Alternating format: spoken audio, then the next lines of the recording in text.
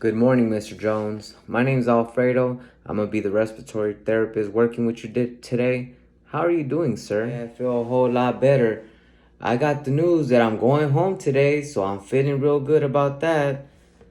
Well, I'm excited you'll be able to go home today, Mr. Jones, but before you go, I wanted to talk to you about something I saw in your charts. It says you're a current smoker. Is that so? Yeah, I still smoke a cigarette or two here and there.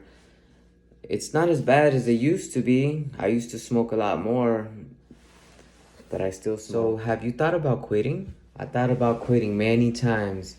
I've tried it a few times, especially when I was diagnosed with this COPD.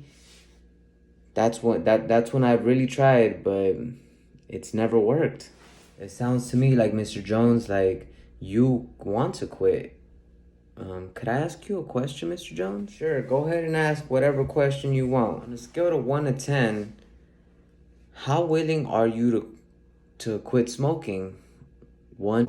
Oh, that's a good question. Truthfully, my mind says 6, but my body tells me a 4.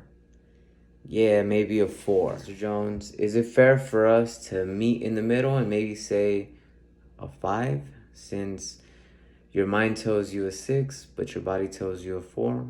Can we meet in the middle? Yeah, since you put it that way, it's definitely a 5. There's days where I want to quit and days where I feel like I need it. It helps alleviate the stress. So a 5 is the perfect way to put it. Well, it's not a 0, so that's a good sign. Could I ask you another question? What factors prevent you from having to quit smoking? It's definitely stress. You see, I live alone. My wife passed a year ago, and ever since I've had to do everything on my own. I had to cook, clean, run errands, and it's hard to do all that when you walking up a flight of stairs gets you short of breath and I have to focus on my breathing. I tend to just get frustrated, not do what my task for the day, and just smoke a cigarette and alleviate the stress. I'm sorry for your loss, Mr. Jones. I can't imagine how hard it is for you. Yeah, she did a lot of my everyday tasks with me, and the reason I want to quit is I can hear her yelling at me to quit smoking and listen to my doctors, but that's how I escape from my problems. What I'm hearing is one of the biggest factors that stop you from smoking is the stress. And the stress is coming from having to deal with everyday tasks like running errands and paying bills and cooking and cleaning. Have you thought about assisted living? No, no, no, no. I do not want to go to no nursing home. I still can do for myself.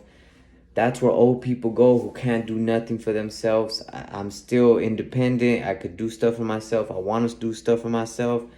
That's not an option. Assisted living is not like a nursing home. If you'd like, I can give you more information on it. It's not the same? Well, sure. Let me know what the difference is.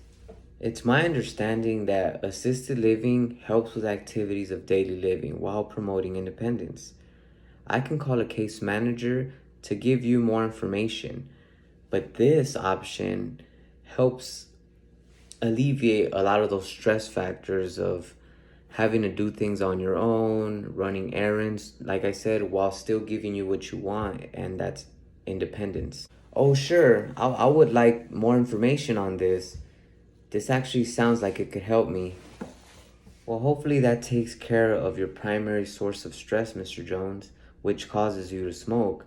Once we taken care of that, can I set you up with a support group so you don't feel so much for all the pamphlets and information that I've received. I think this is definitely a step forward. Now that we're on our way to fix your living situation, how willing are you to quit smoking from 1 to 10 after we get your living situation fixed?